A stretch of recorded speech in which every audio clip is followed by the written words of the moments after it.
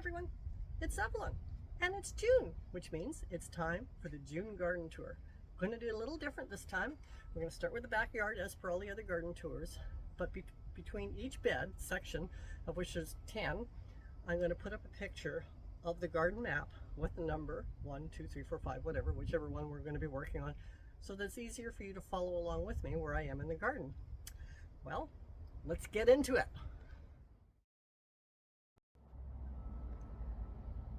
So this is bed number 1, and I've got a whole pile of little pots in front of it which have my African marigolds in them. They're not planted yet because I don't have anywhere to plant them. So they're not growing too big yet either. I'm just going to swing over to the second bed. So there's one that's starting to bloom, just so you can have a look at what that looks like. Not the size it's supposed to be, but they are in pots.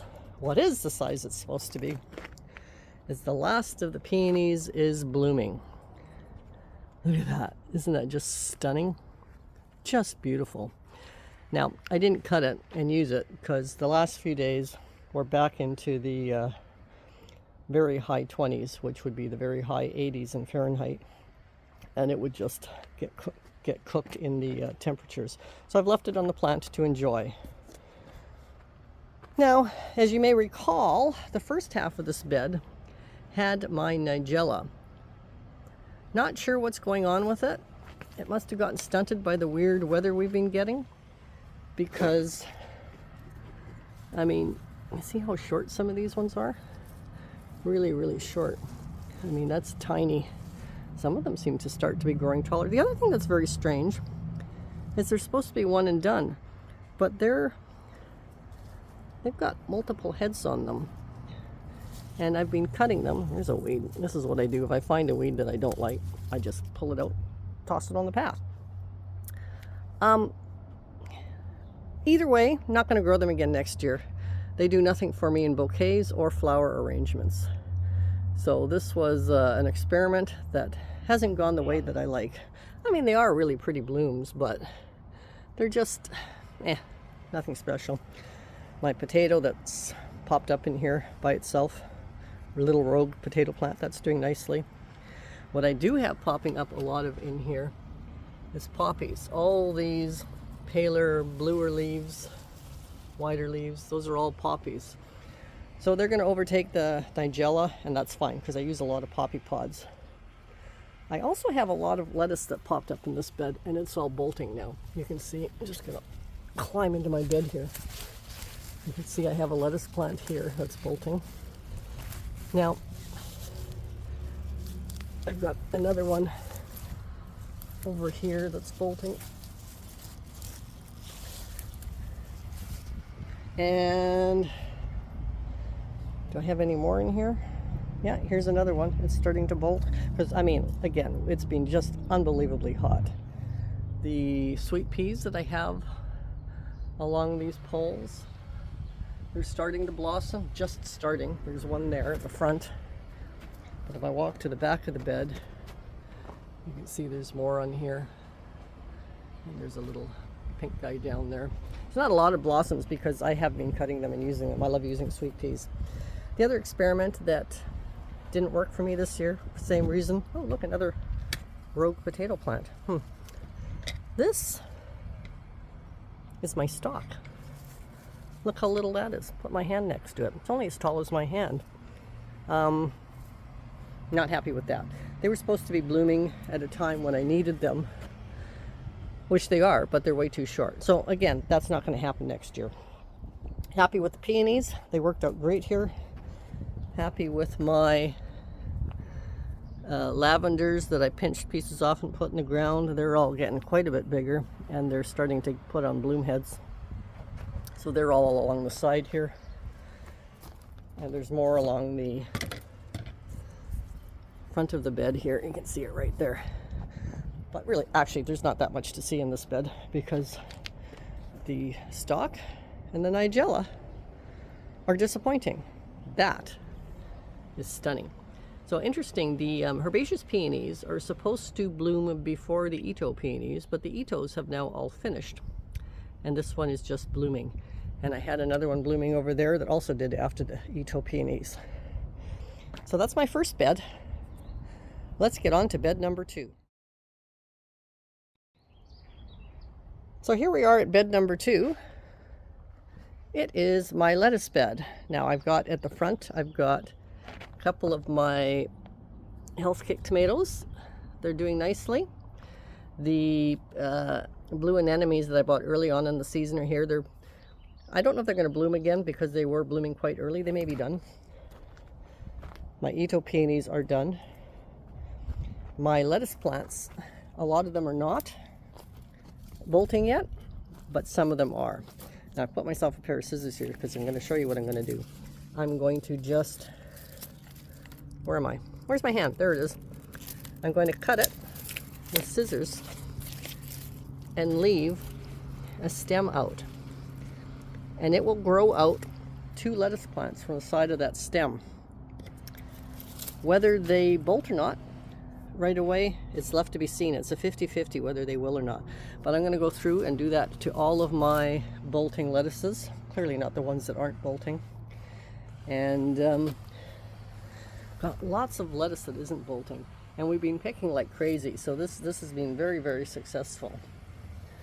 Love that. The back of the bed, you can see we've got lots of oak leaf lettuce here for picking. The lettuce has been very, very successful. Been picking all the leaves as they pop up to put in our dog food for the dogs, but the kale is now bolting. I'll let it do that and spread its seeds so that we don't have to buy kale. It can just come up on its own. The other thing you'll notice is I have my leftover pots of tulips lining the bed. First of all, to create a little bit of shade on both sides for the lettuce plants, and second of all, so they can just die back naturally like that. And then I can tuck them into a dark corner where nothing will grow because they're not above the soil surface anymore, and they'll be fine there until it's time to bring them out again in November. So that is my bed number 2.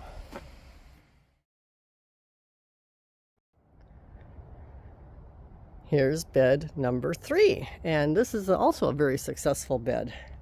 Now we have, as you can see in the front, more poppies popping up. I'm just letting them pop up. What's this? Oh yeah, that's so these are the picote ranunculus that I bought really early in the spring, and they're putting on a second flush of buds. I mean, look, there's buds everywhere. So that's, I'm gonna actually pull this onto this side of the fence. So that's exciting because I thought they were done for the year. There's another one there. I have a random garlic that's just starting to put out escape. I have a self-seeded lettuce right there, and another one there. The Ito peonies are finished, but look at the ranunculus. Now I would have picked a lot of these already, but I left them on the plant for the video because, you know, you want to see some flowers in the video. So the ranunculus are all doing fantastic. I've been picking lots every day from them. Oh look, I've got another Ito peony opening up. That's exciting. That's a Bartzella. I thought they were all done. Didn't see any more buds. So I come around the back of this bed. You'll see lots more Ito peonies blooming. See more pots of daffodils and tulips finishing off for the season. You can see this tomato plant's doing really, really well. It's grown more than the others. That's looking really good. Some are in here. Where are they? Maybe not in this bed. Oh, there's one. I have a little cucumber growing there. It hasn't done much. We've had colder nights the last few weeks, so the cucumbers haven't done much. Neither has the zucchini. But that's my bed number 3. I forgot to mention in my ranunculus bed here, because they were all sort of mixed in color, what I've been doing is I've been putting these plant tags with holes at the top and tying twist ties on them so that each ranunculus is color coded, so that when I dig them up in the fall, here's white, I can organize them according to their color. So as each new corm blooms, I can go around and color code them, like these deep dark red ones, which are Pauline. I give them blue for the dark red, and then the bright red gets the red, the orange gets the orange. The white gets the white, and the pink gets the pink. And that way I can organize all the corms in the winter because they're all color-coded right now.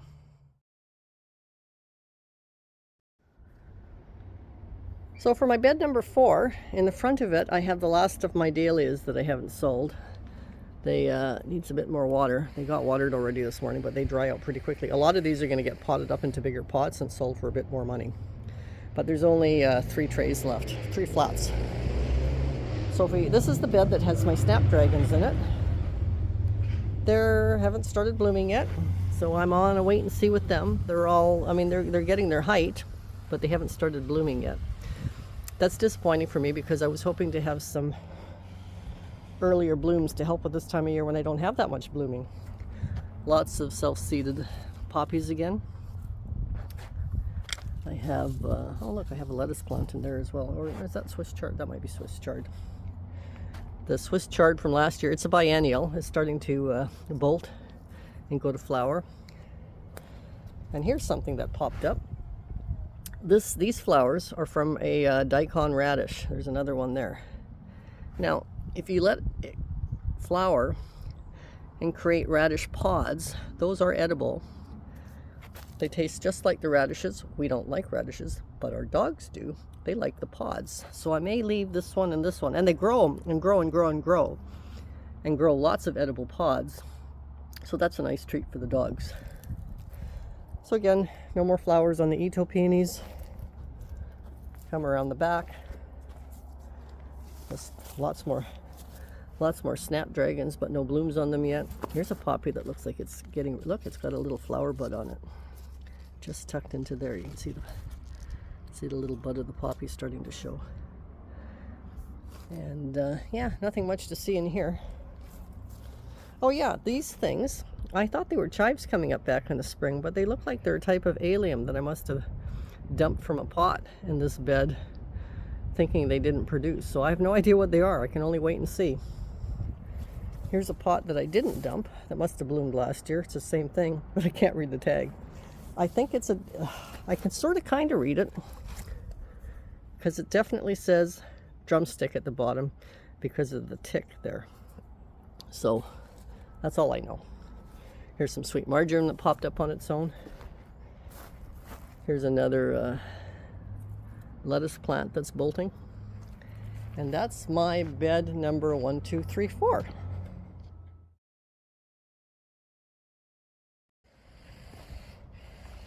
Bed number 5 is lush and happy and successful. So we have at the front of it, we have zucchinis. Like I said, we've been having some cold nights even though it's been hot during the day, so they haven't started really growing yet because they don't like the cooler nights. This random garlic in the middle here is definitely scaped and ready to cut. The scapes are delicious. I like them better than the garlic cloves themselves. Once they've curled like that, that's the time to pick them.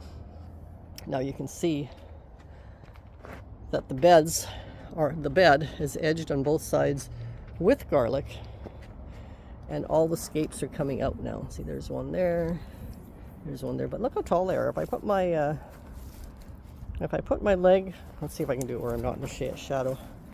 If I put my body up against these scapes and I hold it up to me, they go all the way up to the scape starts basically just below my knee, but the leaves come all the way up to basically my waist height. And I'm 5'7½", so I'm not short.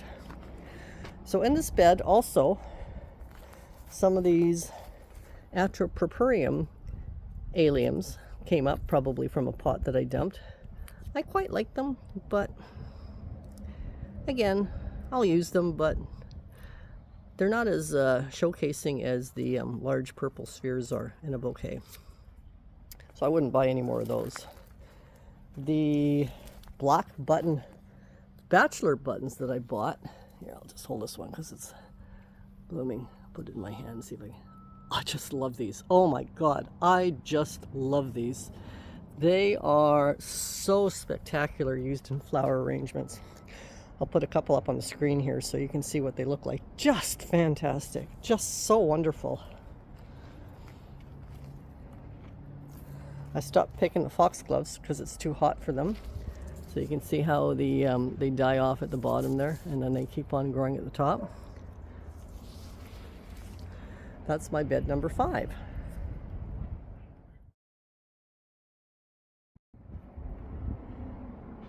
The 6th section of my back garden are my 2 3-foot by 5-foot strawberry beds, and they are now producing strawberries. I picked them all last night, so they're hard to see because they're under all the leaves, but they're looking lush and fantastic. I have a globe thistle popping up in here. I'll probably pull that out. I have some garlic in front of it that came out of nowhere. Again, they just popped up, so they're escaping, so I'll get those. I have a huge globe thistle between the 2 strawberry beds. More strawberries here. And yeah, the strawberries are producing now, so that's fantastic. And I think I showed you before, but I'll show you again. So this cage is 2 feet high, 3 feet across, and 2 feet down. And then with extra, that's an 8-foot width. And then the length of the bed is 5 feet plus 2 and 2. That's 9 feet, and then with a little bit of extra underneath, that's 10. So the way because clearly there's stuff all around it, the way I get into it is I grab it from the end and I tip it up. See, there it is tipped up. And then I can easily get in here and pick all the strawberries or weed or whatever else it is I want to do here, and I can do the same with the other one over there. So that's my strawberry beds.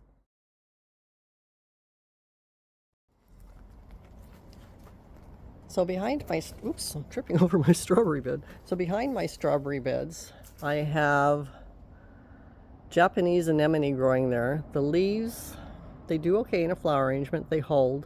The flowers, which came in the fall, are terrible. They do not hold well as a cut flower at all. I'm probably going to go and pull those all out. Throughout here, I have my cosmos growing. As you can see, here's one that's blooming.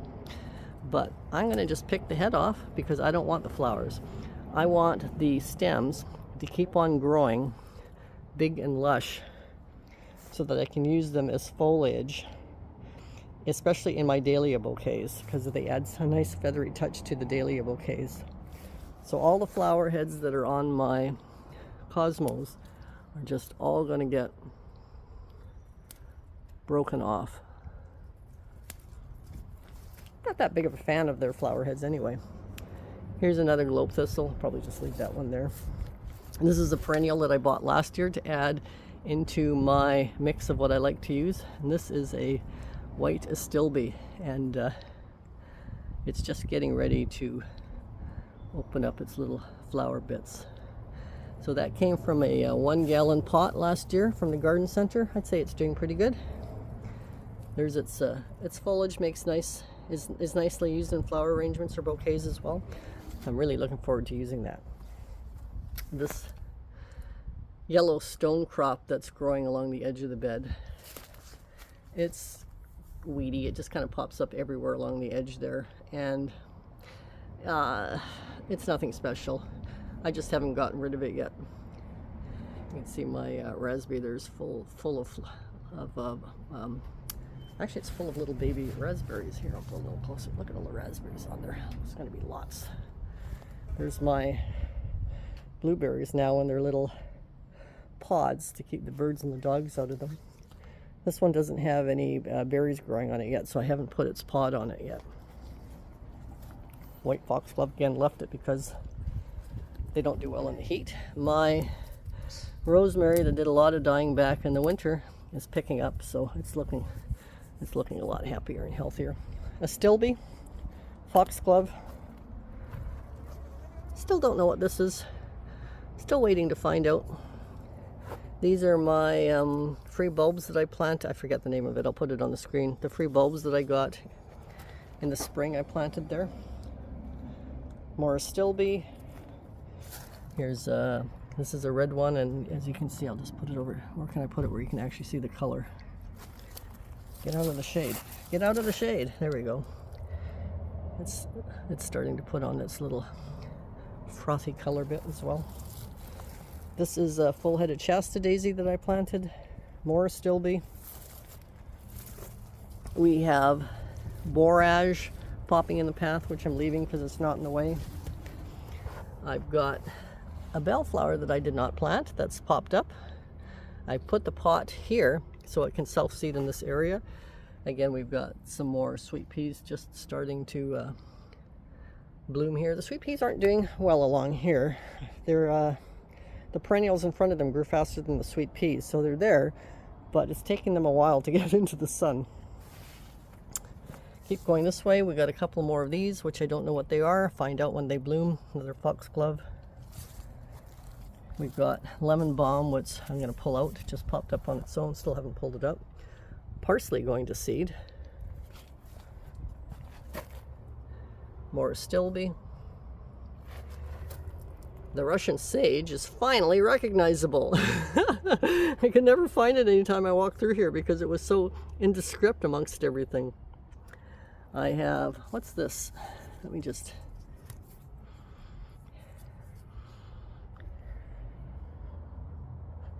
smells like mint. I wonder if that's mint growing there. Interesting. If it is, I'll have to pull it out and it'll take over. I've got feverfew growing because it's a weed, and I've just left these ones growing because they're not blocking anything. I have more stilby behind there. Foxglove, a stilby. Here's the other Russian sage. Again, I can finally see it. Actually, I think there's more than two in here. Another full-headed Shasta daisy. More astilbe. Get myself out of the way. More sweet peas back here that are struggling to get past all the perennials and hit the sun, so they're not doing that great yet, but I'm sure they will. And they will be nicely shaded with their feet in here once they get really tall and it gets really hot, although it is really hot. More stilby, another foxglove, and then at the very end I'm letting Swiss chard go to seed here. So that's the strip of garden that travels around behind the 5 beds and behind the 2 strawberry beds.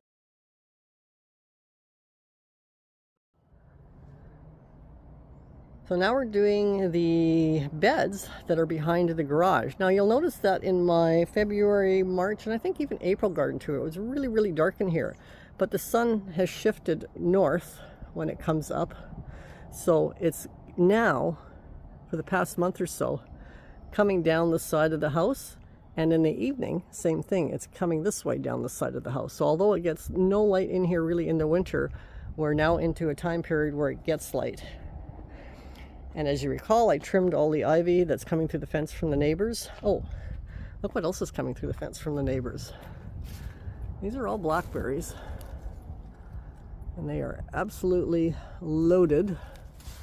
So I'll be, before I push these back onto her side, I will be harvesting the blackberries because I love blackberries. So do the dogs, but I love them. My favorite berry. Anyway, so I've got sunflowers traveling all the way down to here now. So I'll just flip you around and go back so you can see I'm actually now past the stairs that go up to our deck. So I've done quite a bit of this section, and then today or tomorrow I'm going to do the next section, which will travel across here. Here's all the ivy that I pulled out, that I put out into the sun, and it's completely dried out, so I just leave them in these baskets until the winter comes, and then they'll get planted into the ground. Buried in the ground, not planted. Anyway, so that's this side of the bed. It's almost full. I've got 1 or 2 more successions that I can get in here of sunflowers. And then when we pass the stairs here, then we have the very shady garden here, which I have more foxgloves in. I'm not picking them because they'll just wilt in the heat. And I have more astilbes, and the astilbes are all in pots. So what I can do is, as they start to get ready to flower, I can slowly move the pots into more sunny areas so they can condition more to the heat. These are just regular Shasta daisies, again just in a pot that I dug up out of the garden, and probably won't use them because they're just weeds in our neck of the woods, and that's what everybody considers them to be. I put a shovel up here in a few spots. That's just, I'm using that as a hose guide so that the hose doesn't end up in there. So that's the, oh, here, I'll just take you down here again. Now I was cleaning out some paint trays, which I've leaned up on a neighbor's roof there, and I've got some drying here, but I'm going to take you up here. Look, see, this rhododendron bush is now done. The red one is still doing, but the others are all done. There's no more of the rhododendrons here are blooming. So these latticeworks I keep here because I use them as shade screens when it gets I should have put them up on my lettuce beds, but I never got around to it. I might do that later on today, because we're going to go back into, well, we are already back into the really, really hot weather. So that's that bed.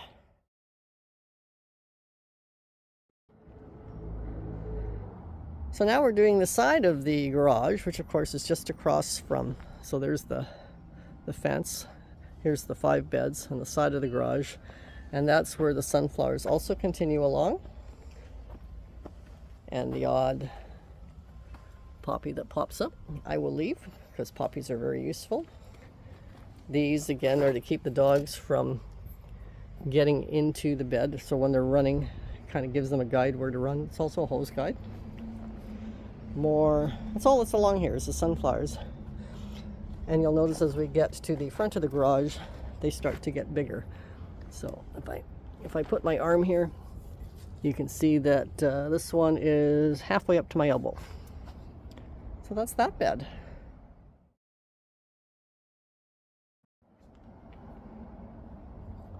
This bed is the one that always seems to get messed up in the last 2 garden tours. So I don't know if it was clear in the last 2, but there's a crack between the paving for the driveway and the concrete here. And in that crack, we have mint growing. And it contains it, but it grows all the way down this little concrete retaining wall, and it grows a little bit along the crack here. And we grow it, and we harvest it 3 or 4 times through the course of the season, and that gives me almost a year's worth of mint tea to drink. Now, I will tell you, ants get into those cracks, so this theory that mint is good to keep ants away doesn't seem to work too well. Just thought I'd point that out. So in this little triangular bed here, I've got yarrow. This yarrow here, because it's got a label here, it's called Red Velvet. And I have to remember to tuck that in again.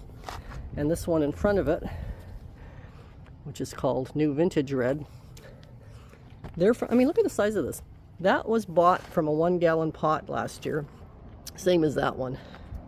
So they're doing really well. I planted this this yarrow was in the garden, as was that one. Can't remember their colors. I think they're more of a golden yellow.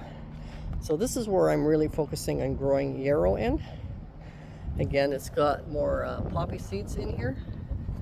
Lots of poppy seeds underneath this obelisk, which I got at a thrift store, which I'm just loving. I always hook the hose on it, because then I don't have to bend over to reach it. I can just reach it at standing height.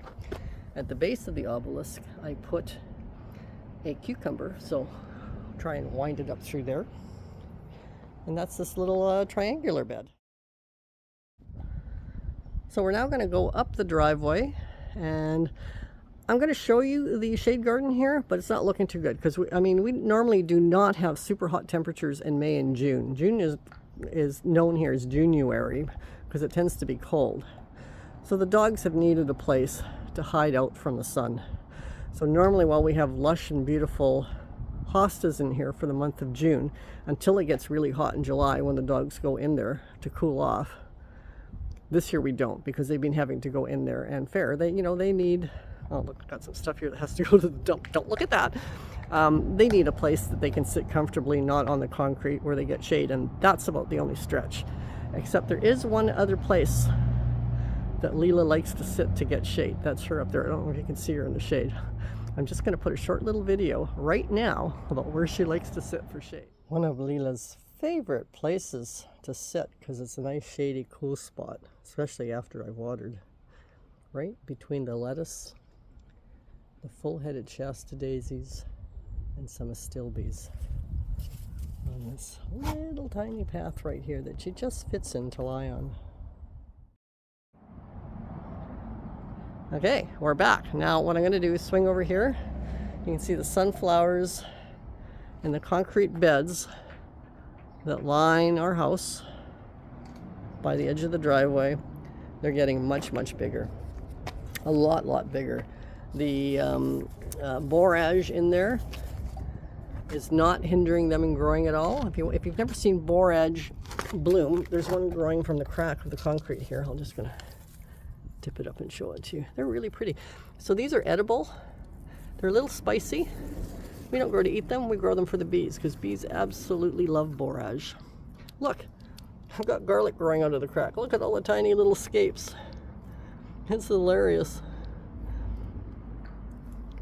That would be from when a garlic scape went to seed, because I didn't notice it and didn't cut it. And then the seeds blow around, and then it would have gone into the cracks in here from somewhere. And now I got garlic growing there. Anyway, so there's this bed.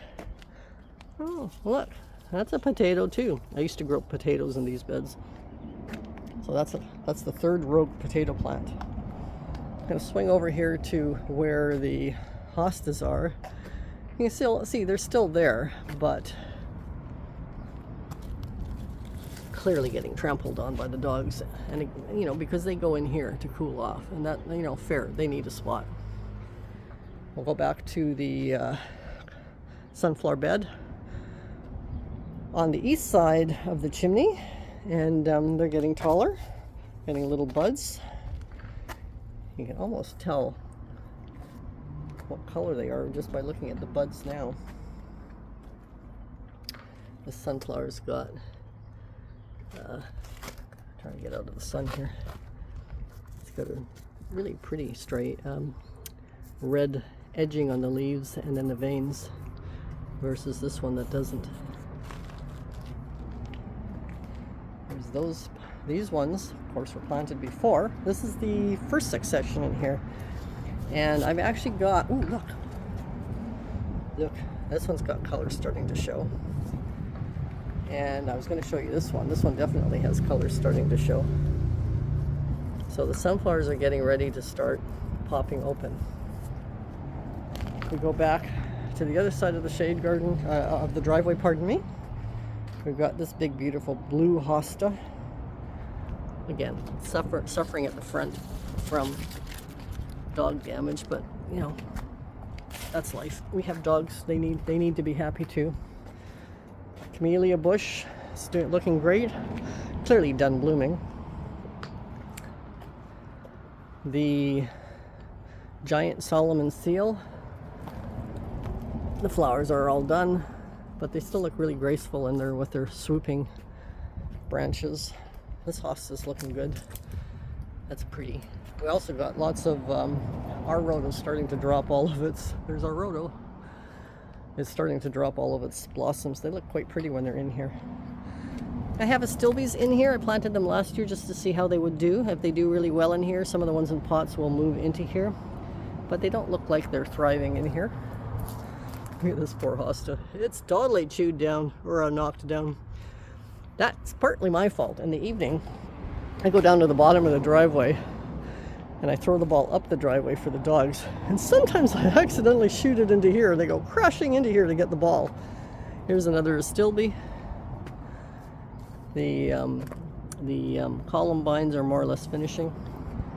This is another piece I got at a thrift shop. I haven't figured out what I'm going to hang on it yet. I bought it, it's been there, I like that spot, don't have anything to hang on it yet. I want to hang something more architectural on it. I don't want to hang flowering baskets, that's just not my cup of tea. And I don't want to hang things with birdseed on them, because birdseed just attracts rats. And there's lots for birds to eat around here. So that's the height of my rhodo. And you can see there's the ocean over there. And now we're going to swing over to the Dahlia bed. So this time around, I'm going to start the tour of the dahlia beds from as if we were coming through our front door here, down the steps and walking out this way. So this first bed has yellow dahlias in it.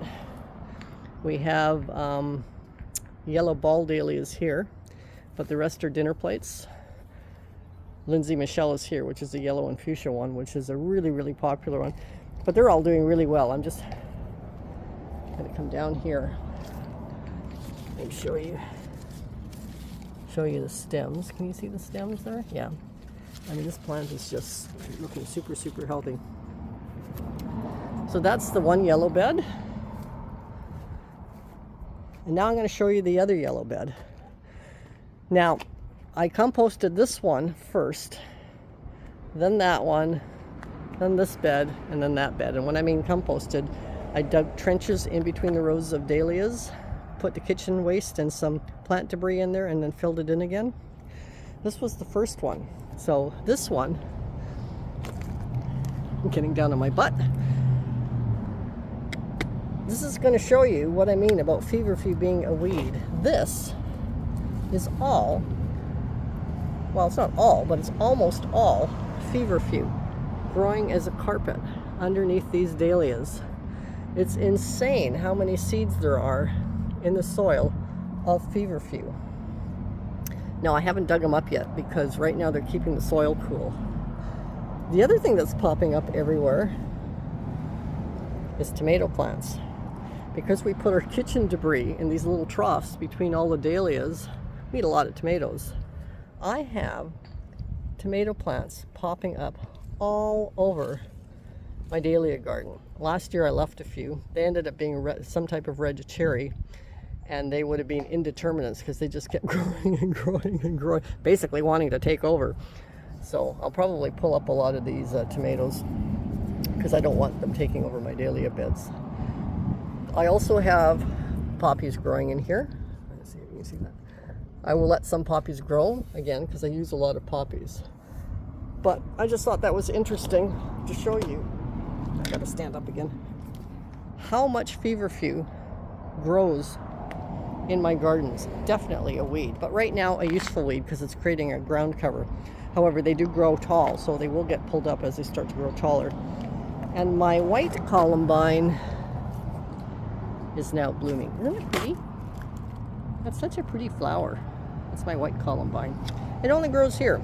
It never seems to spread, but it comes there every year. It comes up there every year. So I have some more purple columbine still blooming there. My rabbit's ear lavender is all in bloom here. Yeah, I've got a couple of potted up dahlias here to go up to the wagon when I sell the larger potted ones that are up there. I do sell quite a few dahlias in pots. So if we come to this center bed, I'm going to get on the other side of it because of my shadow. I still have a few dahlias in these bottomless yogurt containers because they're still a little bit too much below the surface of the soil. Most of those containers have come off because most of them were tall enough to not need them anymore. And of course, a lot of these are really tall. So if I put my hand here, just flat on the ground, these are now basically taller than my elbow and looking super, super healthy. And here's a really super tall foxglove. There was a super tall one there with 3 shoots on it, but I used those. So this next center bed, I've left this feverfew to bloom. There's something I want to show you down here. So when I plant mine, I keep breaking off the bottom leaves because I don't like them too close to the ground. And when you break off the bottom leaves, what it'll do is where you've broken it off, it'll send out, I don't know if you can see down there, it'll send out, can't show you there, but anyway, oh, here's a good one. I can show it to you on this one. Hang on.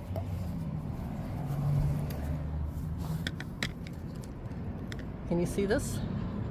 When you break off the bottom leaves, there's a shoot coming out where the leaf was. So you don't need to just pull up that way. You don't need to just pinch the top to make the plant bushier. When you break off the bottom leaves, like here, I don't know if you can you see that there's a new branch coming here? There's another branch coming on the other side of that. There's two branches coming here. There's another branch coming, where am I? Here. Every broken leaf that I've done has branches growing out of it. And that's the best way to make your, oh, I just broke that leaf. No problem, because it'll have branches growing out of it. That's the best way to get a super bushy plant. And look, I'm starting to get buds on some of my 2, 3, 4. That one's got 4 buds on it. Anyway, this is the trough that I dug yesterday. Put the kitchen waste in, etc. And then I just put this little shovel over top of that so the dogs don't decide to dig in there. That's my way of stopping them from digging in there. It's pretty easy to do. And then I just put a little shovel where the next spot is that I'm going to dig. Here's another one of those milk cartons. This dahlia doesn't seem to be wanting to do anything. It will probably get replaced, but I'm still giving it a chance. Now, on our north bed, which has the concrete fence that acts like a retaining wall, because the land, if you look over there, really drops down, so it's filled in with soil. All that I've created, I didn't bring in any soil. I've been cutting quite a few sweet peas off of it already, and you can see there's quite a few blooming sweet peas now. And if I get to this section, there's lots blooming. Now this section starts where that blue is. So it went blue, pink, blue. So I can look that up and know which of the sweet peas is really, really doing well. I'll look that up and I'll put it on the screen. If I come in here, it's also got some of these really pretty ones on it. But yeah, this section's doing excellent. I can't remember which is which, so I will look it up. Oh, more flower buds. This is my what's that? What's this one called? I'll put it on the screen. I know what it is. I'm just blanking out on what it's called. I can tell which one it is because it's the only dark leaf dahlia that I have. I have lots. I've got my Edinburghs are all starting to put buds on as well. See, there's buds, buds, buds, buds. There's buds everywhere in here. Ooh, dripping. Bud, buds. Yeah, so by starting the dahlias really early, I'm going to get dahlias blooming early, because normally they don't start blooming until August in our climate. Of course, we are having a super hot May and June.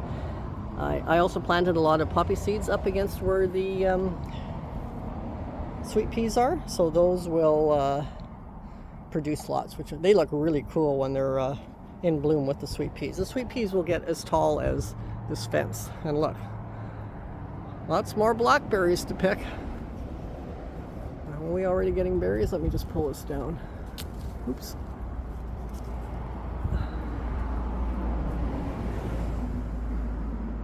I don't see any berries yet, but yummy, yummy, yummy. Yeah, they just keep coming in and popping up in my garden. I pull them up when they pop up in my garden, but I'm more than happy to eat these ones. The leaf hydrangea, they're starting to get ready to bloom, although clearly they've still got a ways to go before they do bloom. Again, you can see these rhododendrons are all finished now. Just see a little bit of the red there. There's the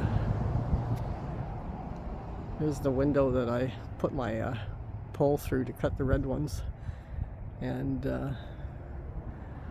that glass door that you see there that's open, that cuts into the one garage area that we keep open where I have my bouquet making station, so I can cut into it from the back as well. And you can just see, whoops, where the fur is there. That's where where the steps go up to the deck. Anyway, back to the garden. So yeah, so that's this bed. This bed's same, it's just got some dahlias on it. And a couple of them are still in their bottomless yogurt containers, but the rest are doing well. Foxgloves here. 3 steps to the fence for the dogs. There's my flower wagon. It's got some arrangements in it that you can't see because they're lower. Just sort of see one. Let's see, there it is there on the top shelf. But that's my dahlia beds. Well, that's the tour of my garden on June 8th. I'm a very small scale urban flower farmer. As you can tell by the tour, it's very condensed, everything I'm growing. And I have to cut everything that is growing because of the small quantities that I have as soon as it's blooming. So there's never a lot blooming, but there's a lot of interesting things happening. Now, one of the favorite things that's blooming right now, besides the ranunculus, because of course they're gorgeous, is those black button bachelor buttons. I just love those. Those are just gorgeous. I love using them in arrangements. So at the end of this video, what I'm going to do is just put a small photo montage of some of the arrangements I've done using those black button bachelor buttons. They only just started blooming, so there's not going to be a lot of them, but they really are pretty, so stay tuned for that. The other thing that I'd really appreciate if you could do is give me a thumbs up if you enjoyed this video. Leave a comment in the section below if you have any questions. And don't forget to subscribe if you haven't already. Now next week, what we're going to go over is my fall bulb order with my wholesaler, because their cutoff date for placing my order is June 15th. That's only a few days away, so I got to get that order in. I've got it all figured out now, so I'm going to place the order. And next week we're going to go over what I ordered, how much of each thing I ordered, and why I ordered it. So looking forward to going over all that with you guys next week. Until then, enjoy my photo montage. Bye.